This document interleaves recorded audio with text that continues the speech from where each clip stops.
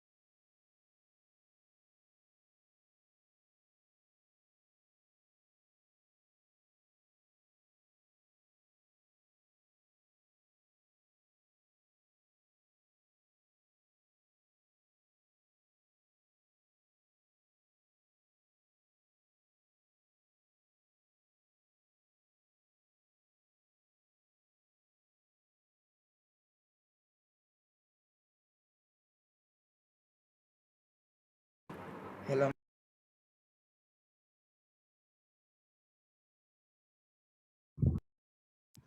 Hello. आज मैंने test बोला था पार्टनरशिप का, तो पहले मैं आप लोगों को वो दे रही हूँ, आप लोग वो सॉल्व करोगे। Excuse me ma'am. हाँ जी, बिल्कुल बोलिए। मैम लास्ट क्लास में जो मैम आपने स्टार्ट किया था जॉइंट वेंचर कंपनी, एक बार वो लास्ट समझा देंगे? अभी आज दोबारा स्टार्ट करूंगी बच्चे, पर उससे पहले अभी आप टेस्ट दो पार्टनरशिप का, ठीक है। मैंने ओके। किया हुआ है, मैं टेस्ट ओपन कर रही हूँ। तो और एक सेकेंड।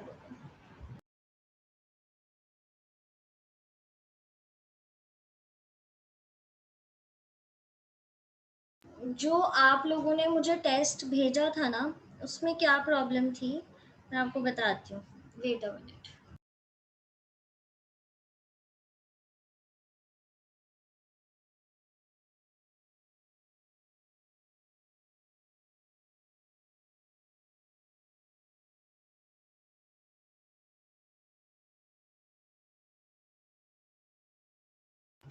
बच्चे, एक तो आप लोग ना पॉइंट को ढंग से एक्सप्लेन करो, ठीक है। पॉइंट्स को आप ढंग से एक्सप्लेन नहीं कर रहे हो, जहाँ पे मैं एक्सप्लेनेशन मांग रही हूँ आपसे कि एक्सप्लेन, तो वहाँ पे थोड़ा सा उसको डिटेल में लिखो कि इन दिस पॉइंट, मतलब कि अगर आप कुछ सोल प्रोप्राइटर का लिख रहे हो अनलिमिटेड लाइबिलिटी का, तो अनलिमिटेड लाइबिलिटी क्यों होती है, उस मतलब क्या होती है कि उसमें उसको अगर लॉस हो जाता है तो उसको अपने कुछ एसेट्स पर्सनल प्रॉपर्टी से उसको पैसे निकालने पड़ेंगे।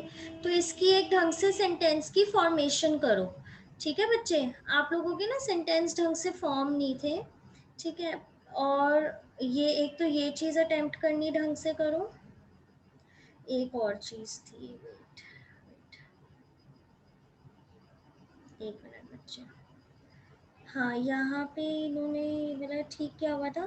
मेनली है कि थोड़ा सा अभी करना स्टार्ट करो अटेम्प्ट, मैं आज और देखूंगी। अभी मैं आप लोगों को वो वाले टेस्ट भी चेक करके भेजूंगी, ठीक है।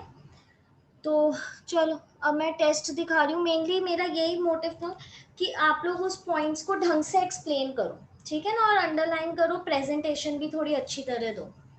चलो, मैं एक सेकेंड आपको टेस्ट शो करती हूँ, आप लोगों को वो करना है, ठीक है।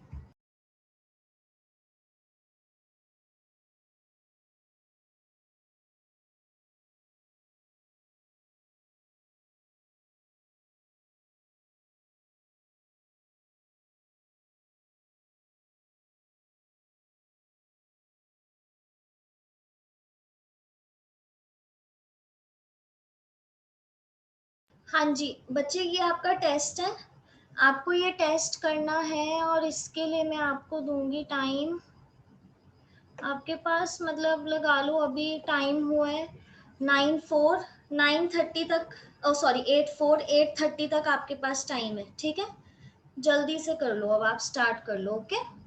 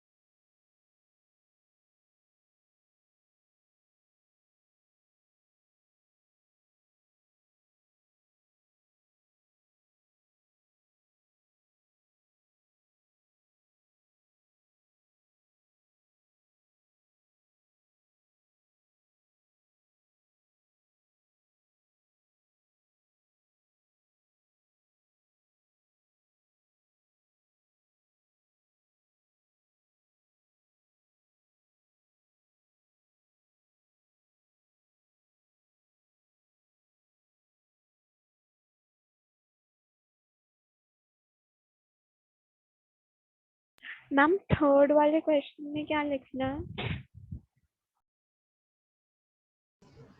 बच्चे वो कह रहे हैं name the basic document prepared in partnership firm. तो बेसिक डॉक्यूमेंट क्या होता है जिसपे पार्टनरशिप? मैम द जिससे वो फाइनल करते कि किसका प्रॉफिट कितना हो वो लिखना है।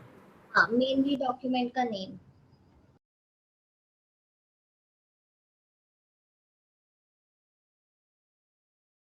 मैम थोड़ा सा स्क्रॉल कर दो।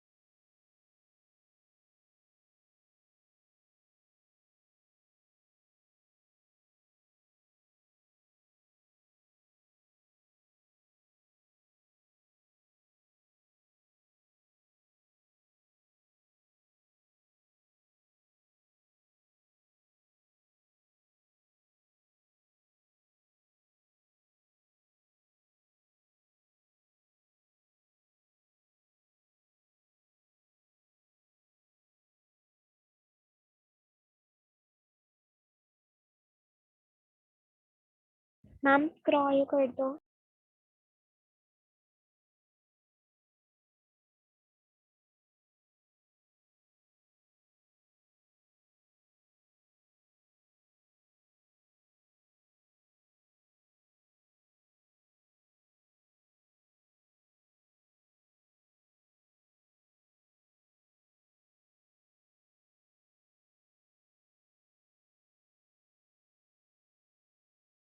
मैम फिफ्थ क्वेश्चन दबाना।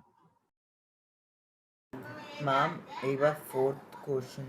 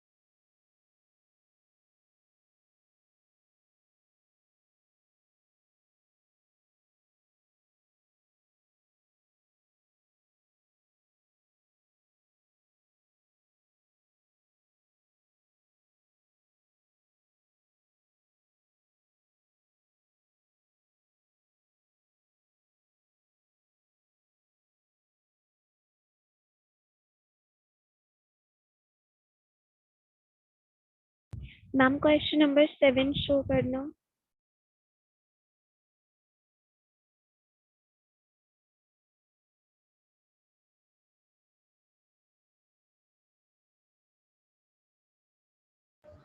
सिक्स्थ हो गया सबका, तब तो फिर मैं सेवेंथ पूरा शो करती हूँ।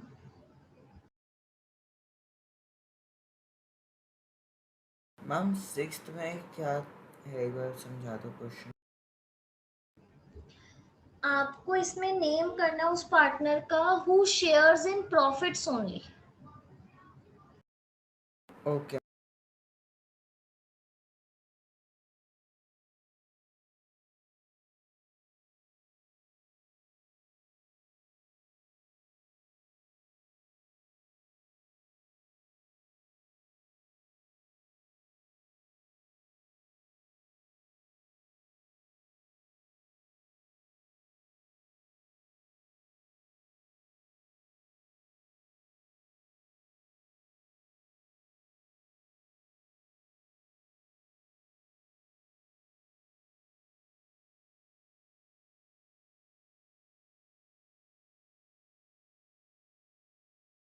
मैम एक बार क्वेश्चन नंबर 7 पूरा शो कर दो।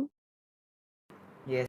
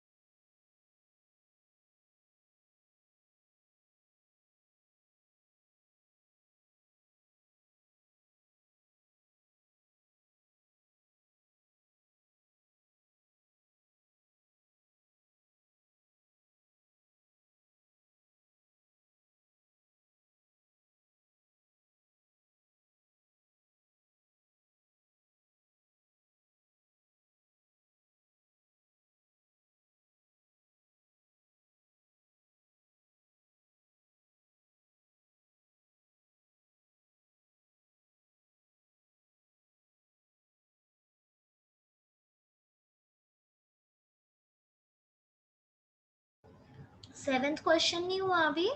Ma'am last okay okay. Ma'am थोड़ा सा स्क्रॉल डाउन।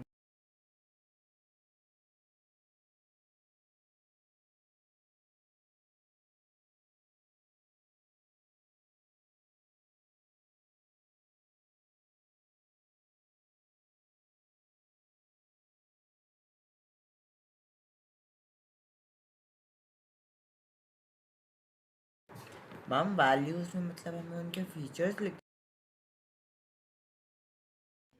बच्चे वैल्यूज में आपको वो लिखना है कि ये लोग क्या शो कर रहे हैं, कैसी कैसी इनके वर्क से क्या चीजें बेनिफिट वाली हो रही है सोसाइटी को, सोशल वैल्यूज टाइप आप बोल सकते हो।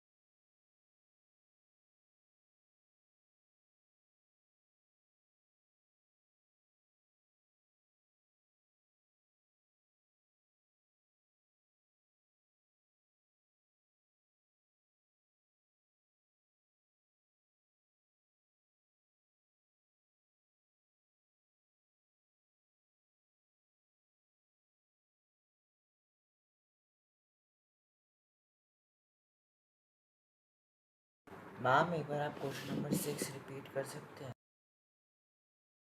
क्वेश्चन नंबर 6 था, name the partner who shares in profits only. Okay बच्चे 8th क्वेश्चन दिखा दूं आप लोगों को या अभी 7th ही कर रहे हो?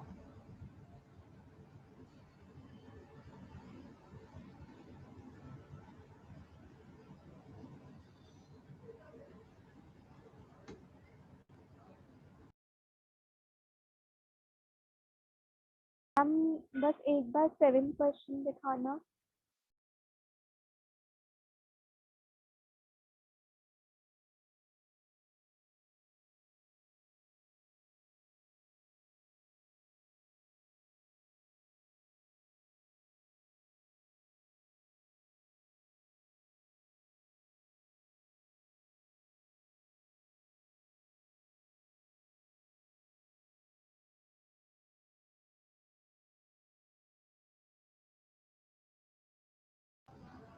आज मुझे लगता है आप लोग अभी 30 तक तो ये कंप्लीट नहीं कर पाओगे, तो या तो ऐसा करो आप 7th क्वेश्चन तक करके ही मुझे आंसर्स भेज दो। नेक्स्ट क्लास में इसके बाद वाला टेस्ट कर लेना, 8th to 15th question.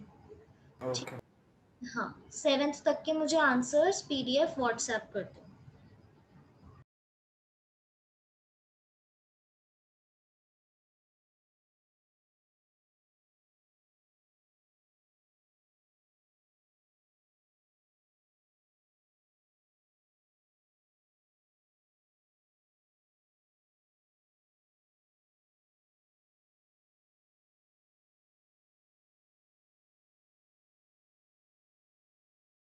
Ma'am मेरे को 7th का बी पार्ट समझ में नहीं आया। बच्चे 7th के बी पार्ट में वो कह रहे हैं right to values which are being fulfilled by firm. जैसे हमने बात की थी फर्स्ट चैप्टर में भी कि बिजनेस ऐसा होना चाहिए जो सोसाइटी के बेनिफिट के लिए हो, मतलब किसी को हार्म ना पहुंचा रहा हो।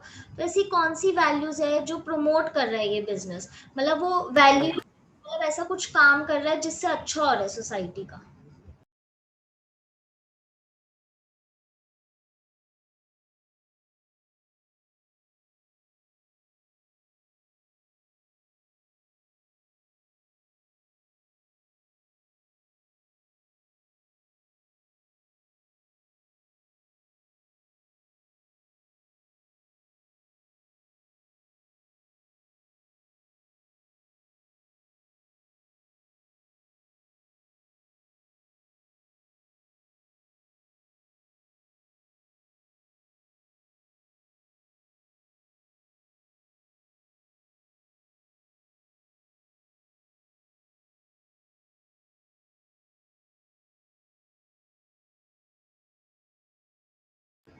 बच्चे हु इज दिस सिद्धांत शर्मा?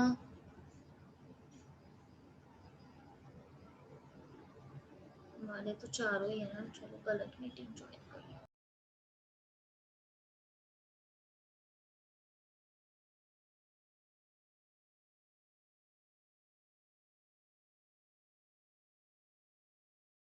सिमर एंड शोभित, आप लोगों का कितना हुआ है बच्चे? मैम मैम ये बस पिक 8 करना है। बच्चे मुझे सिर्फ 7th तक की पीडीएफ भेज दो। ओके हाँ, 8th ऑनवर्ड्स हम वेडनेसडे को करेंगे, 7th क्वेश्चन तक की भेज दो मुझे पीडीएफ।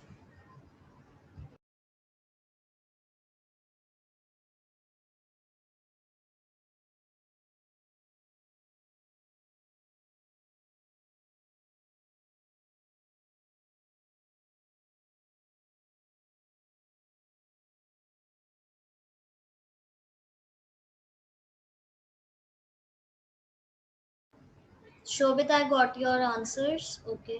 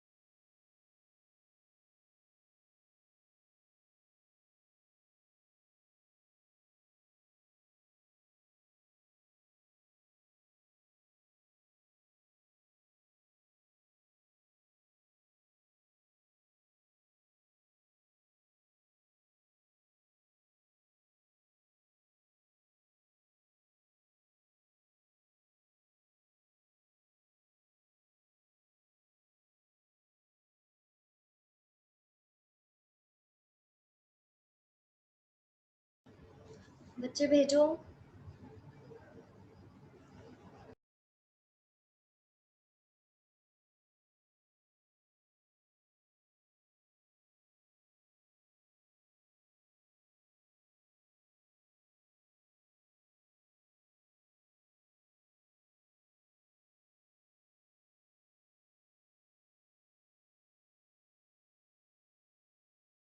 मैम आपकी पर्सनल चैट पे भेजना है। हाँ जी, हाँ जी।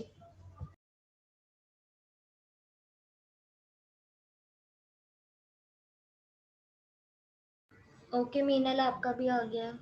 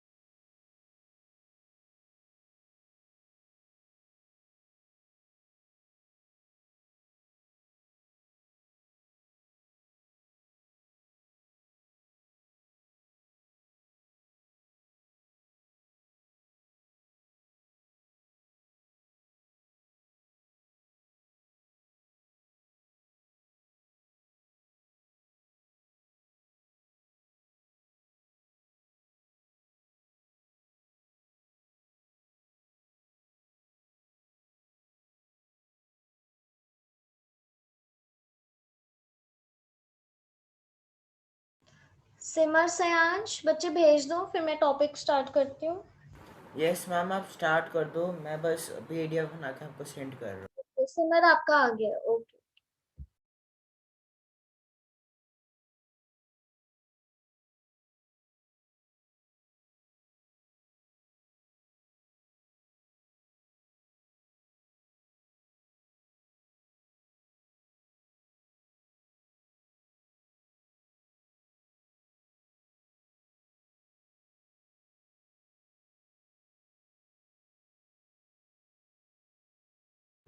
ओके बच्चे, सो लास्ट क्लास में हमने कंपनी जॉइंट स्टॉक कंपनी की बात की थी, ठीक है, कंपनी या जॉइंट स्टॉक कंपनी। मैम कर दिया था। ओके बच्चे, गॉट इट, ओके। हाँ जी, तो कंपनी और जॉइंट स्टॉक कंपनी की बात की थी हमने। तो इसमें हमने बात की थी कि एक कंपनी, अब जैसे हमने सोल प्रोप्राइटर पढ़ लिया है कि इंडिविजुअल बंदा ऑपरेट करता है, बिजनेस चलाता है, ठीक है। पार्टनर, हमने जॉइंट हिंदू फैमिली बिजनेस की बात की, उसमें आपकी एंसेस्ट्रल प्रॉपर्टी चलती आ रही होती है, फैमिली मेंबर्स होते हैं। फिर हमने पार्टनरशिप की बात की थी।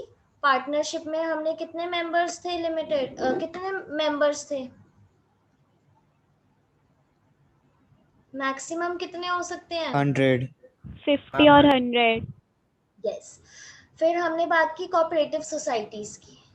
उसमें हमने क्या बात की थी कि एटलीस्ट 10 होने चाहिए, फिर हो जाए, ठीक है। लेकिन कंपनी की क्या बात है कि कंपनी में आपके बहुत सारे मेंबर्स हो सकते हैं। जो कंपनी है ना, सबसे पहली बात ये मेंबर्स की एसोसिएशन से बनती है। जैसे हमने कोऑपरेटिव सोसाइटीज़ में बात की थी कि एसोसिएशन ऑफ पर्सन होती है, इकट्ठे आते हैं, ठीक है ना, वो लोग वॉलेंटरी काम करते हैं। इधर भी आपको कोई ज़बरदस्ती नहीं है, आपने पैसे लगाए हैं, आप करो काम, ठीक है। तो ये भी एक एसोसिएशन, एक ग्रुप ऑफ पर्संस है जहाँ मिलके लोग काम कर रहे हैं, एक बिजनेस ऑपरेट कर रहे हैं, किस लिए? प्रॉफिट मोटिव के लिए। किस लिए वो बिजनेस चला रहे हैं? प्रॉफिट मोटिव के लिए। फिर इसका क्या होता है, कंपनी का लीगल स्टेटस है अपना, ये रजिस्टर्ड होती है, इसकी रजिस्ट्रेशन कंपलसरी है, ठीक है ना, ये आपकी रजिस्टर्ड होती है, इसकी अपनी लीगल एंटिटी है। ये अपने मेंबर्स, जो कंपनी के मेंबर्स है और कंपनी दोनों अलग अलग हैं, दोनों इकट्ठे नहीं है। जैसे हमने सोल प्रोप्राइटर में बात की थी कि बिजनेसमैन और बिजनेस दोनों सेम है, कि अगर बिजनेस को कोई लॉस हो जाता है तो बिजनेसमैन, अगर बिजनेस में से पैसे नहीं निकल पा रहे हैं तो बिजनेसमैन अपनी पॉकेट से पैसे देगा उस लॉस को रिकवर करने के लिए। लेकिन बच्चे क्या होता है, जो कंपनी होती है ना, कंपनी में कंपनी और उसके मेंबर्स डिस्टिंक्ट होते हैं, मतलब बिल्कुल डिफरेंट होते हैं। दोनों की अपनी अपनी एंटिटी है, दोनों की अपनी मतलब लीगल, सेपरेट लीगल एंटिटी है, बिजनेस और बिजनेसमैन। तो इसमें क्या होता है, अगर कंपनी को कुछ लॉस हो जाता है, ठीक है ना, तो वो मेंबर्स के पर्सनल एसेट से कुछ भी नहीं निकाल सकती, कंपनी के एसेट से ही उसकी वैल्यू, उसके लॉस को पूरा किया जाएगा। समझ रहे हो बात? तो इसलिए इसको सेपरेट लीगल एंटिटी के उससे बोला जाता है। फिर बात आती है, जो कंपनी है ना आपकी, ये कंपनी आर्टिफिशियल पर्सन होता है, ठीक है। आर्टिफिशियल पर्सन कैसे? जो एक नॉर्मल ह्यूमन बीइंग है, एक बिजनेस में पैसे लगा रहा है, उसके पास एसेट्स होते हैं, उसके पास मतलब वो होता है, एक राइट होता है कि वो स्यू कर सकता है, किसी के ऊपर केस कर सकता है, कॉन्ट्रैक्ट के साथ एंटर होता है। ऐसी कंपनी होती है, कंपनी के अपने एसेट्स होते हैं, कंपनी किसी कंपनी के नाम पे हम स्यू कर सकते हैं ना, किसी को भी कंपनी स्यू कर सकती है जिसने उसके साथ गलत किया हो, जिसके अगेंस्ट उसको केस करना हो। कंपनी का अपना कॉन्ट्रैक्ट होता है, ठीक है। तो इसलिए इसको आर्टिफिशियल पर्सन बोला जाता है कि लाइक ह्यूमन ये भी कॉन्ट्रैक्ट में आती है, इसके अपने एसेट्स होते हैं, ठीक है।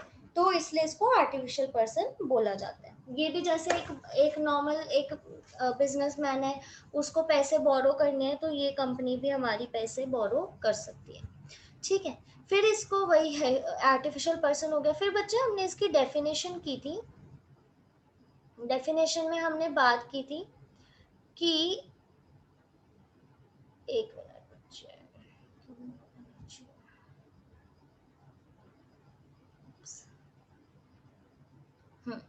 A company can be described as an artificial person, ठीक है। हमने कंपनी की ये डेफिनेशन की है, इसको आप चाहे लिख लेना। कंपनी को हम कैसे डिस्क्राइब कर सकते हैं कि ये एक आर्टिफिशियल पर्सन है, having a separate legal entity, इसकी अपनी लीगल एंटिटी है, जो अभी हमने बात की सेपरेटली, कि बिजनेस और बिजनेसमैन अलग अलग चलेंगे।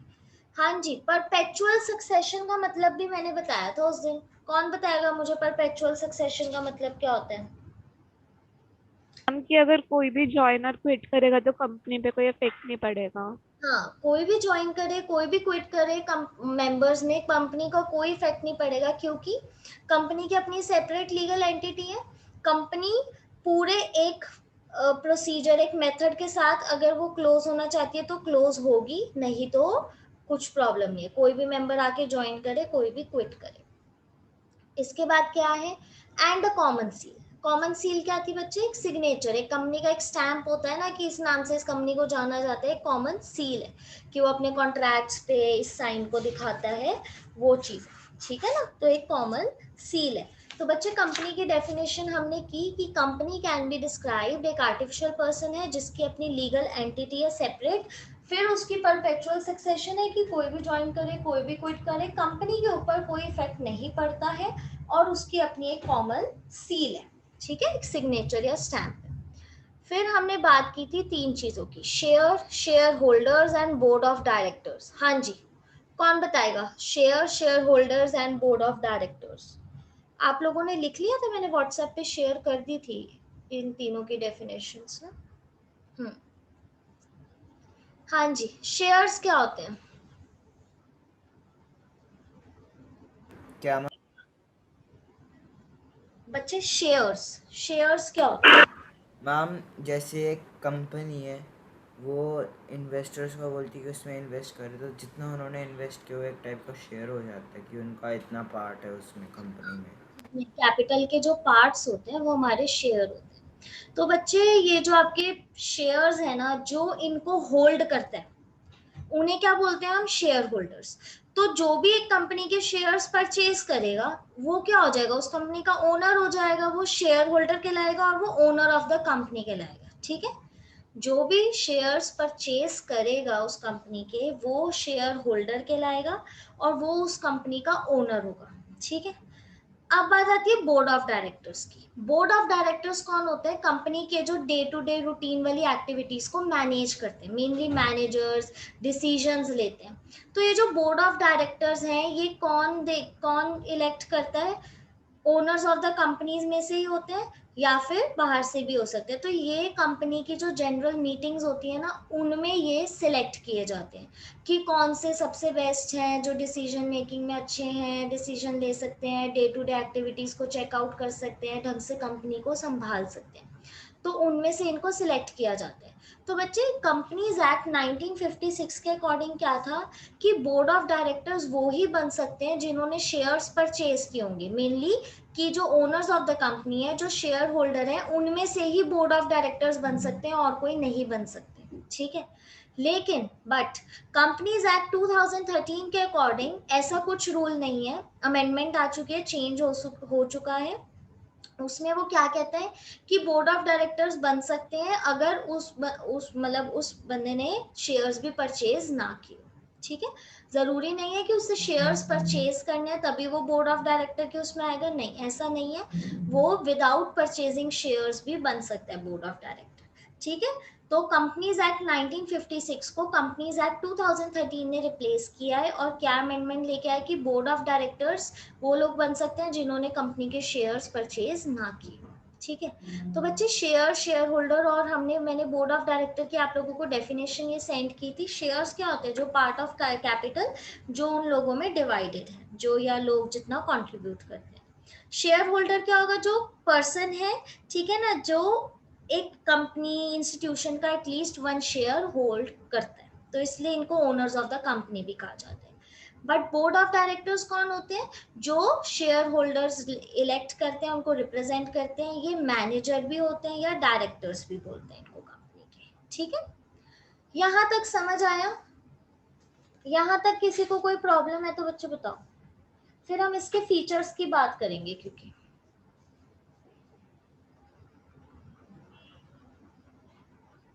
बच्चे यहां तक problem? No, ma'am. No problem. Okay, features of company.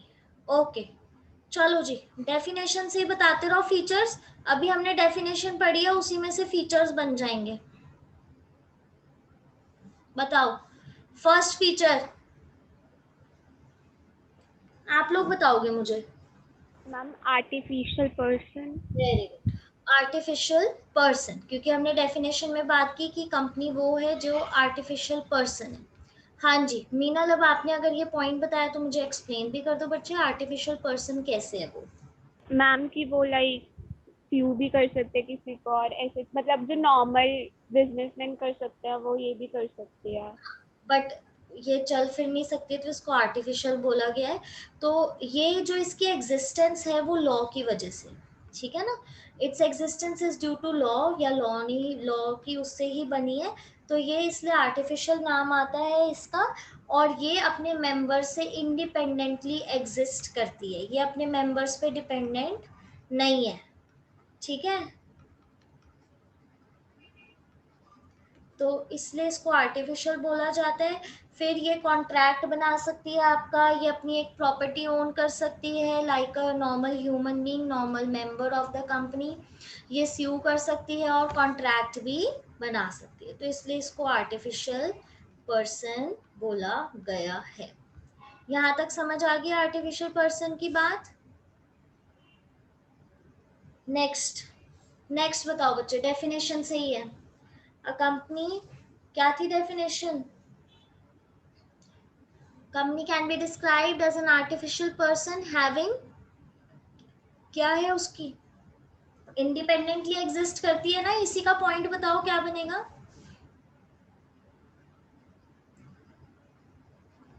बच्चे सेपरेट लीगल एंटिटी है या नहीं है? अपनी उसकी एंटिटी है ना, अपना लीगल स्टेटस है उसका, ठीक है ना। तो कंपनी जिस दिन से इसकी इनकॉर्पोरेशन होती है उस दिन से ये अपना एक, क्या बोलते हैं, अपनी आइडेंटिटी एक्वायर कर लेती है। तो ये सेपरेट होती है अपने मेंबर से, क्योंकि इसकी अपनी खुद की प्रॉपर्टी है, ठीक है ना, ये अपने आप कंपनी के नाम से जानी जाती है। तो सेपरेट लीगल एंटिटी जो अभी हमने बात की, इसका लीगल स्टेटस क्या है कि ये सेपरेट लीगल एंटिटी है, इनकॉर्पोरेशन के डे से ये अपनी एक आइडेंटिटी एक्वायर कर लेती है, ठीक है। और ये फिर अपने मेंबर्स और बिजनेस से मतलब सेपरेट, अपने आप को सेपरेट रखती है। अपनी इसके एसेट्स होते हैं या एसेट्स ओन करे, लाइबिलिटीज ओन करे, ठीक है ना, वो सब है वो अपने नाम पे करती है, कंपनी के नेम पे। जैसे इसका मैंने एक एग्जांपल भी दिया था, आप लोगों को याद है कि सपोजिंगली कि एक डायरेक्टर ऑफ द कंपनी है, उसने उसके कुछ कंपनी का लॉस वगैरह हो जाता है या कुछ भी, तो वो डायरेक्टर छोड़ के चला जाता है, या विदाउट लॉस वैसे ही डायरेक्टर कंपनी को क्विट कर देता है, कंपनी से अपना नाम हटाना चाहते हैं। तो जो डायरेक्टर के एसेट्स है वो अब उतने ही लेके जाएगा, ये नहीं है कि अगर डायरेक्टर उस कंपनी को छोड़ के चला गया तो वो कंपनी के एसेट्स भी ले जाएगा, नहीं, क्योंकि कंपनी के अपने एसेट्स एंड लायबिलिटीज और डायरेक्टर की अपनी एसेट्स एंड लायबिलिटीज है, तो डायरेक्टर अपनी ही लेके जाएगा, कंपनी के नहीं लेके जाएगा। इसलिए इसका नाम, इसलिए इसको बोला जाता है सेपरेट लीगल एंटिटी, ठीक है बच्चे। हाँ जी, नेक्स्ट बताओ बच्चे। बोला मैम जो स्टैम्प होता है वो सेम होता है, मतलब common seal. Common common seal. Common seal, okay okay, common seal, हाँ जी कॉमन सील होती है, वेरी गुड। हाँ जी, कॉमन सील जो आपका स्टैम्प सिग्नेचर है, जिससे कंपनी अपने आप को रिकॉग्नाइज कराती है, वो अपने डॉक्यूमेंट्स में वो सिग्नेचर करते हैं ना, वो अपनी स्टैम्प लगाती हैं, affix the documents with that stamp और सिग्नेचर, तो उसके लिए कंपनी की अपनी एक कॉमन सील होती है, तो इसकी अपनी सेपरेट लीगल एंटिटी है उससे। हाँ जी बच्चे, बाकी क्यों नहीं आप लोग आंसर कर रहे हो? मैम हाँ जी बोलो। मैम लाइबिलिटी लिमिटेड होगी।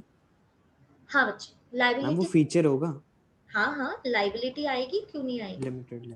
हाँ हाँ लाइबिलिटी आएगी। लाइबिलिटी क्या होगी, लिमिटेड होगी, क्योंकि हाँ हाँ बोलो बोलो बच्चे बोलो। लिमिटेड। लाइबिलिटी इज लिमिटेड क्योंकि अभी मैंने आपको बात की है कि जितनी उन्होंने कैपिटल लगाई है, जितनी कंट्रीब्यूट की है मेंबर्स ने, शेयर होल्डर्स ने, उतने तक ही वो लोग लाइबल हैं, उसके आगे एक्सटेंड, उससे ज्यादा वो लोग लाइबल नहीं है। उसके बाद जो भी लॉस है वो कंपनी अपने एसेट्स के हिसाब से अपना लॉस कवर करेगी, ठीक है। तो लिमिटेड, एक मिनट बच्चों, हाँ, limited liability of the members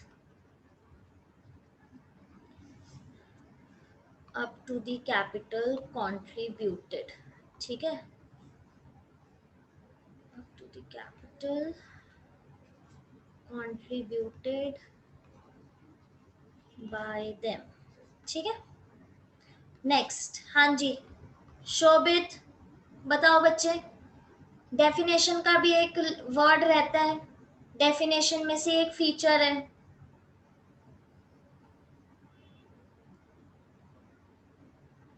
सयांश आप बताओ बच्चे। मैम एक बार दोबारा रिपीट कर दो। बच्चे जो मैं कह रही हूँ फीचर्स, हम फीचर्स हैं कंपनी के, तो उसमें से एक पॉइंट जो फीचर्स का है वो आपका उसमें से ही है, डेफिनेशन में से, जो अभी मैंने आपको डेफिनेशन करी। सक्सेशन। क्या बच्चे? शोभित बोलो।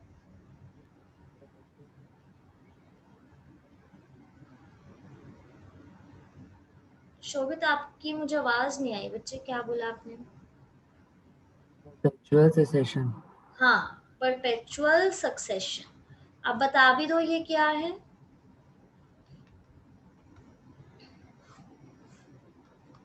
बताओ बताओ। ज्वाइन कर सकते हैं या क्विट भी कर सकते हैं अपनी मर्जी से। हाँ, ज्वाइन भी कर सकते हैं, क्विट भी कर सकते हैं, ठीक है ना। तो इसलिए कभी भी आप ज्वाइन कर सकते हैं, कभी भी क्विट कर सकते हैं। मैं एक मिनट, ज्वाइन और क्विट नो, मतलब कोई इफेक्ट नहीं पड़ेगा, no effect on continuity of company. Company की एग्जिस्टेंस या कॉन्टिन्यूटी पे कोई इफेक्ट नहीं पड़ेगा, चाहे कोई मेंबर ज्वाइन करे, चाहे कोई मेंबर क्विट करे। समझ रहे हो? क्योंकि कंपनी अपने आप में एक सेपरेट लीगल एंटिटी है।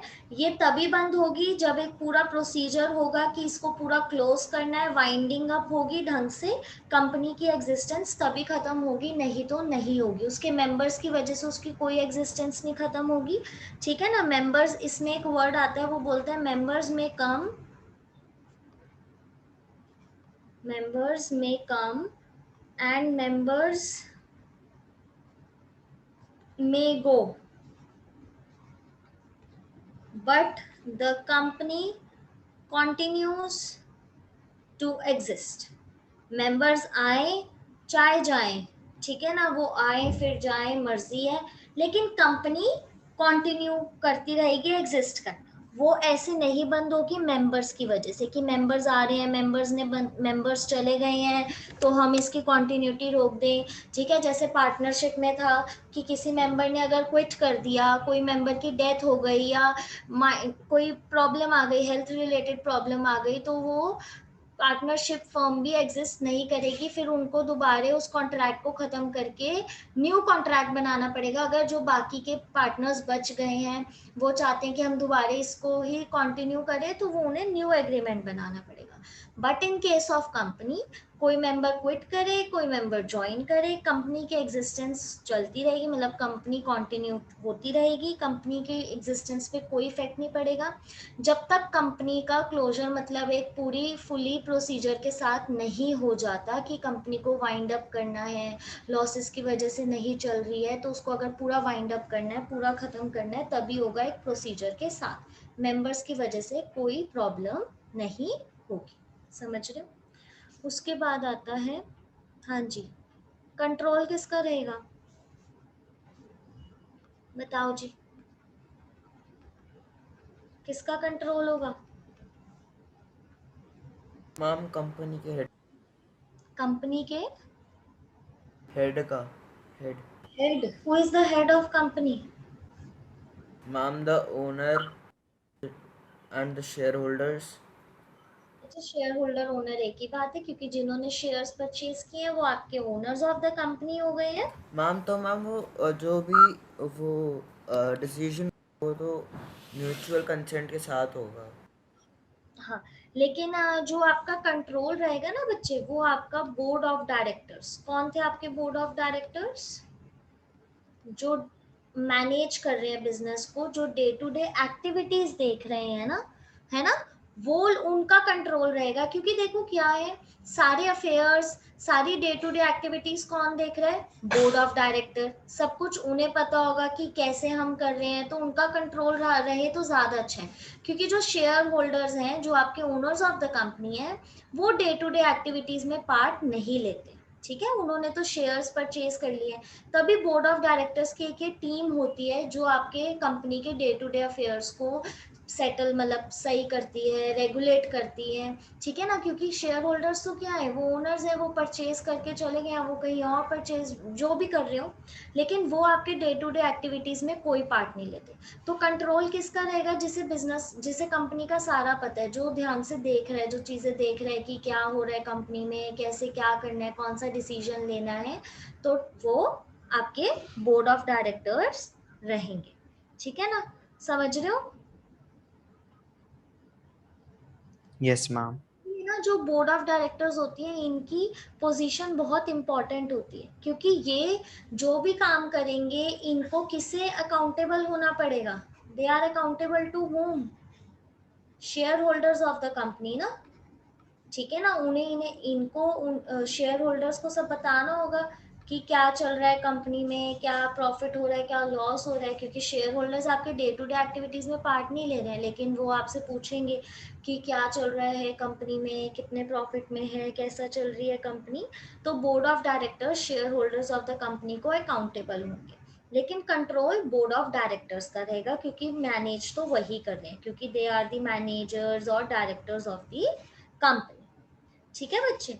उसके बाद एक और इसका फीचर आता है, दैट इज रिस्क बियरिंग।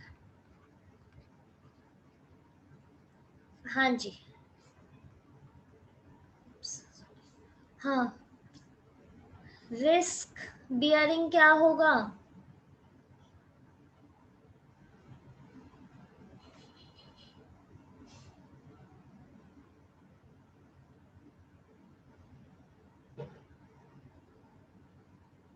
बताओ जी। रिस्क बियरिंग किसके हाथ में होगी, ओनर्स ऑफ द कंपनी कौन है, शेयर होल्डर्स।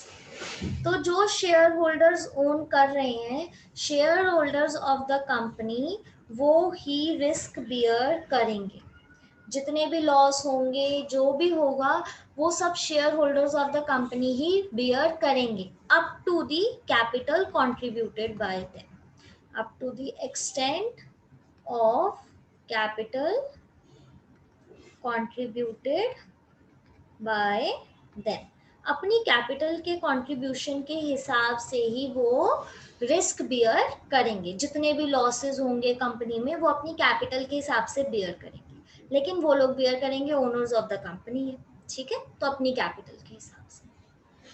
तो बच्चे मेनली हमने आज इसके फीचर्स की बात की है। जो ये कंपनी का टॉपिक है ना बच्चे, थोड़ा सा धीरे धीरे करेंगे, क्योंकि थोड़ा सा ये होता है, कई बार समझ नहीं आ रहा होता है, तो इसीलिए मैं आपको थोड़ा अब मैं रेगुलर आपके टेस्ट ले रही हूँ, ताकि आप पीछे वाला कुछ ना भूलो, ठीक है। तो मेनली अभी हमने कंपनी की बात की है, कंपनी क्या होती है, अब मुझे आप लोग रिवाइज करवाओ, आप ऐसे आप लोग चुप बैठोगे तो बोरिंग सा हो जाएगा बहुत ज्यादा। हाँ जी, कंपनी क्या होती है, मुझे कौन बताएगा, फटाफट बताओ, अब बताओ बच्चे, कौन बता रहे कंपनी के बारे में, रेज योर हैंड।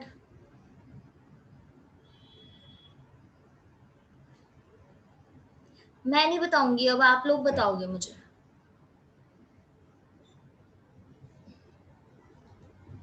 हाँ जी,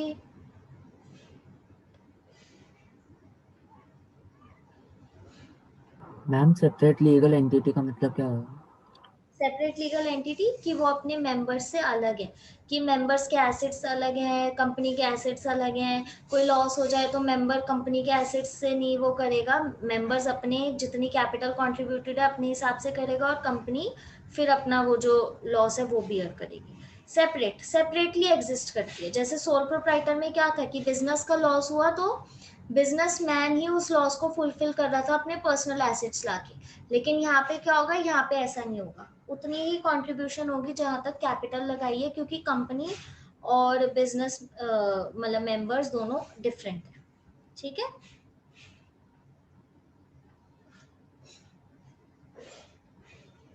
ठीक है बच्चे, यस मैम। अब बताओ जी, कंपनी के बारे में कौन बता रहे बच्चे, क्या बात है, समझ नहीं आ रही है तो मुझे बता दो ना।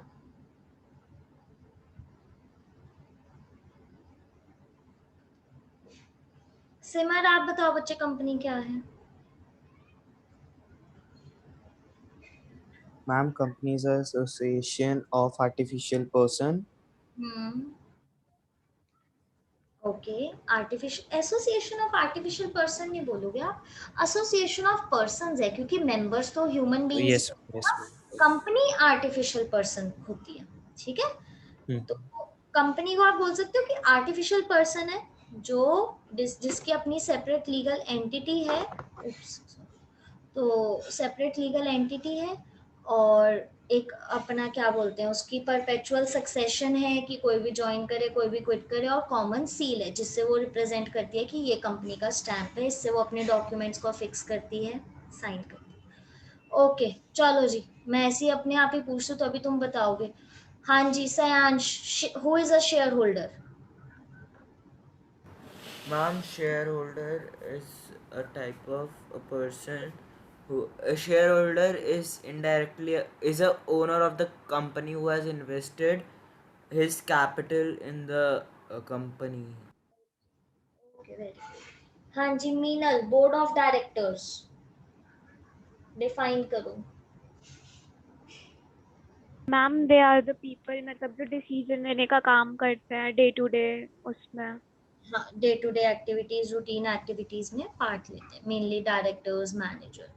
ओके, फीचर ऑफ कंपनी में सबसे पहले आता है आर्टिफिशियल पर्सन। हमने बात की कि कंपनी एक आर्टिफिशियल पर्सन है, लाइक अ ह्यूमन बीइंग, वो एसेट्स अपने ओन करती है, लाइबिलिटीज ओन करती है, क्या बोलते हैं आपके स्यू कर सकती है, कॉन्ट्रैक्ट वगैरह करवाती है मेंबर्स के बीच में या कंपनीज के बीच में, ठीक है। ये लॉ की एग्जिस्टेंस, लॉ की आइज में इसकी सही एग्जिस्टेंस है, तो इसलिए इसको आर्टिफिशियल पर्सन बोला जाता है, और इसकी अपनी लीगल एंटिटी सेपरेट है, इंडिपेंडेंटली एग्जिस्ट करती है अपने मेंबर से।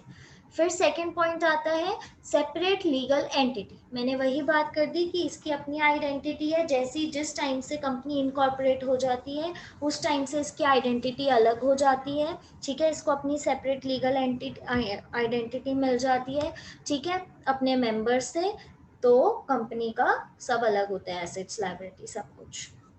फिर कॉमन सील की बात की कि आपने देखा ही है बच्चे, कंपनीज के अपने अपने सिग्नेचर होते हैं, स्टैंप होते हैं, जिससे वो डॉक्यूमेंट्स वगैरह फिक्स करेंगे, ठीक है। कॉन्ट्रैक्ट पे साइन करते हैं तो वो स्टैंप लगा देंगे कि पूरी कंपनी के मतलब उससे हुए म्यूचुअल डिसीजन से कि हाँ हम ये कॉन्ट्रैक्ट ले रहे हैं, ठीक है, साइन कर रहे हैं। फिर बच्चे लाइबिलिटी क्या है? लिमिटेड लाइबिलिटी होगी मेंबर्स की।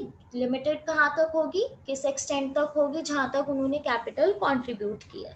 अगर कंपनी को कोई लॉस हो जाता है तो कैपिटल कंट्रीब्यूशन तक शेयर होल्डर्स उस लॉस को बियर करेंगे, कैपिटल कंट्रीब्यूशन के बाद बाकी कंपनी बियर करेगी, ठीक है। फिर है बच्चे परपेचुअल सक्सेशन।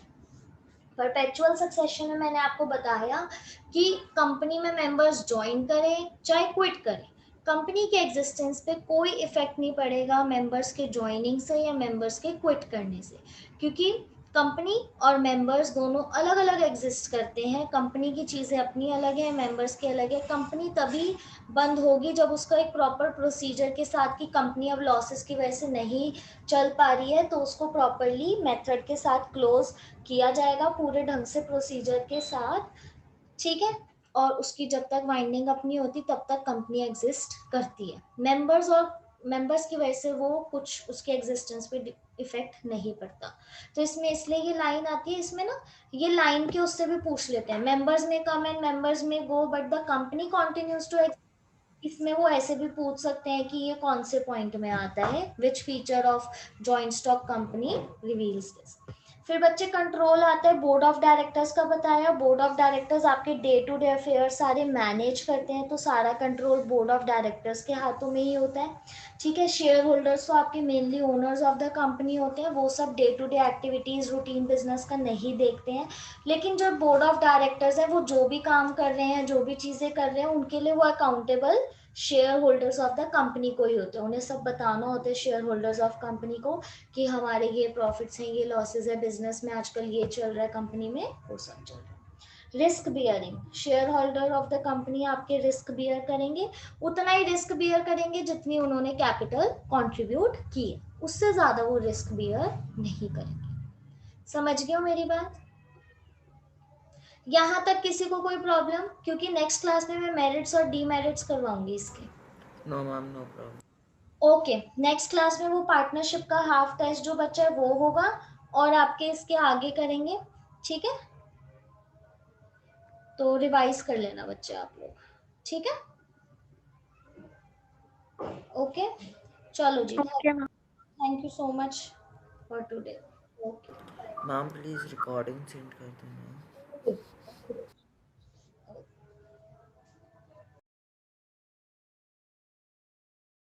Bye bye.